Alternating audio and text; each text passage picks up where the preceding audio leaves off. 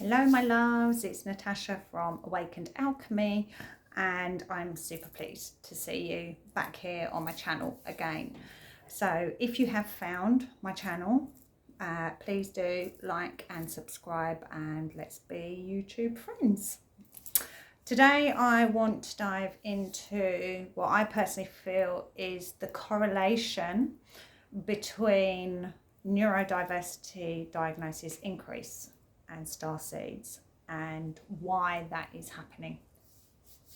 So as we know, over recent years there's been a huge increase in children being diagnosed with neurodiversity, whatever that looks like: ADHD, AUDHD, autism, dyspraxia, dyslexia, speech impediments, etc, etc.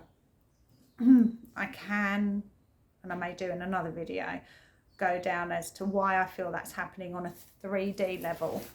But for this video, I want to dive into the spiritual realm as I see it in this particular video.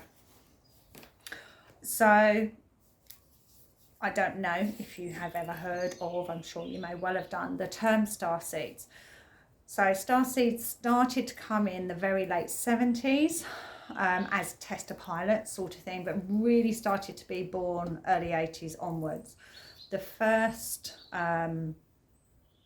batch of starseeds, if you like, are the indigo children.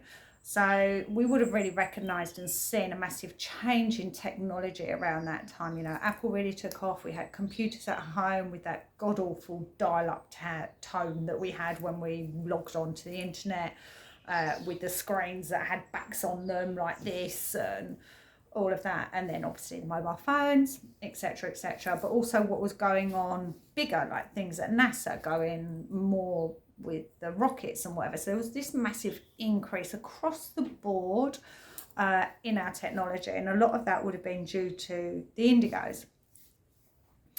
Also what it was the beginning of people starting to wake up out of this deep sleep really that we have been in, and becoming more and more aware. The likes of Dolores Cannon was starting to do her work and her meditative work and understanding where we were coming from and what we were doing, why we were here, what our purpose was, and a lot more of things like that. The Monroe Institute and things, all of these things really started to, not necessarily those particular people, but that thought process started to awaken through some people.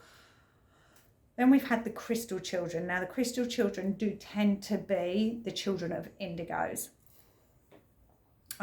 Just to go back to the indigos, we are very much like, we can't bear injustice, whatever that looks like, be that with people in the animal kingdom. You know, we will fight for rights. Think Greenpeace, think the guys that go out rescuing the whales. Yeah, all of these things that we used to do that were normal, that people started to stand up and say, no thank you. So then the crystal children, they are much more in tune with nature. The crystal and rainbow children will have, the rainbows are being born now, so there's not quite so much knowledge around them, as apart from their auras are very rainbow to look like. But their eyes are much rounder. So that's one way of sort of noticing potentially a crystal child. Their eyes are physically a little bit rounder. But they're very in tune with crystals, very in tune with nature, very in tune with animals. They have an affinity and a connection with them that is and some to other people. A continuity through all of us is that we really have quite a lack of fear. We will just dive in. Crystals have an innate sense of balance. Will climb anything all of the time, and you know, parents will constantly you know, I'm like it with my boys when they were younger, under them going, please will you get down. My son used to literally climb up the front. We had an American fridge freezer, and he would climb up the front, up the handles, to get the crisps or the snacks off the top. I'll see if I can put a picture up with this video of him climbing up to get stuff off the top of the fridge.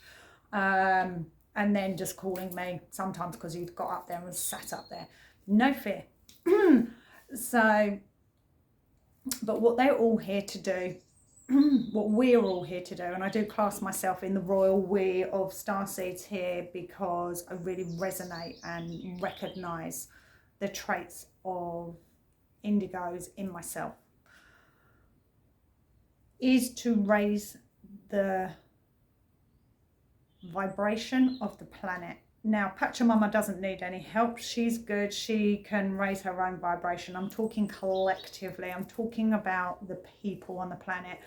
And I use this phrase quite a lot. You have to have been living under a rock to have not noticed shifts and changes. All the darkness that is coming out right now that we're hearing about, you've got the Me Too movement, all the stuff that's coming out with the politicians, etc., etc. All this dark, horrible, icky stuff is coming out to be clean and cleared, because energetically the people on the planet will not stand and tolerate it anymore. So how does this link in with neurodiversity? What if, excuse me, what if your child is not neurodiverse? In a 3D world, that's how they present. What if they're actually a starseed? It doesn't matter what constellation they're from. I personally feel I'm from Lara. I had no idea about any of this until I joined some meditation groups. And this was just one that they did one day, and I got Lara. I'd never heard of it before. It's actually part of the Leo constellation, and my North Node, interestingly, is in Leo. So I was like, interesting. And that's about as much attachment as I hold to it. But what if we need these new souls? We've heard many times from, I'm really going out there now, and I do believe this stuff, but I will equally understand many people do not. There is a huge increase in ETs talking, communicating, interacting with humans now. And the general consensus message across the board of all of these interactions around all of the globe is that they are here to help. So what if, there's actually some interesting stuff, but I won't dive into that now. I will. To give context, I was watching a YouTube video the other day of this guy in America who's been interacting for about 20 years now with these ETs, to the point where NASA are literally saying, why you? And the CIA and all the other American agencies. They had, the ETs, whoever, wherever they were from, had come in the 50s and said, you need to stop testing atomic bombs above ground, because what you're doing is ricocheting out across the galaxies. If you Google, they stopped doing atomic testing above ground in the 50s. You might not want to believe it or not. It's up to you. Link it back to neurodiversity. What if, considering they're here to help, what if they chose to incarnate into a human body to support the ascension of the planet, to support us not killing basically the planet that we live on, and to bring about a more harmonious, balanced masculine and feminine energy, to support us going forward in a higher vibration? What if? And what if, this is what I believe, what if,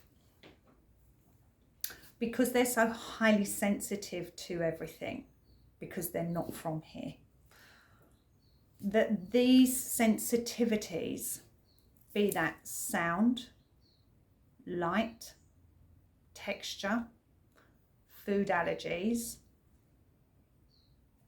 show up in a way that we then diagnose as neurodiversity, because it's not our normal. What if? So therefore, and this is what I've done with my children, what if we as the parents change how we were raised, so therefore changing how we raise our children to support them? What if? And this is exactly what I've done with my kids. So what I've done with my children really is not a lot different to what I would have done anyway. The biggest thing that I have done that has supported my children is to work on myself. We have, and I'll do another video on this in depth, but we have societal norms, and if we don't tick those boxes, we're not normal. What happens if we question those societal norms? What happens if we open our eyes up to being a different way? What happens if, and I'm not saying by any stretch of the imagination that gives your children the right to be rude, disrespectful, little hooligans that are going to go around smashing the place up? Absolutely not.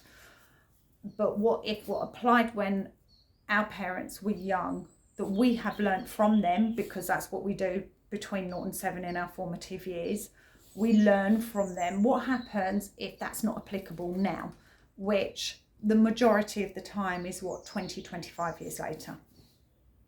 So what happens if we have to question everything that we know, everything that we knew, everything that we believed? I'm not saying disbelieve it or unknow it or anything, but what happens if we question it all and ask the question, does this still serve now?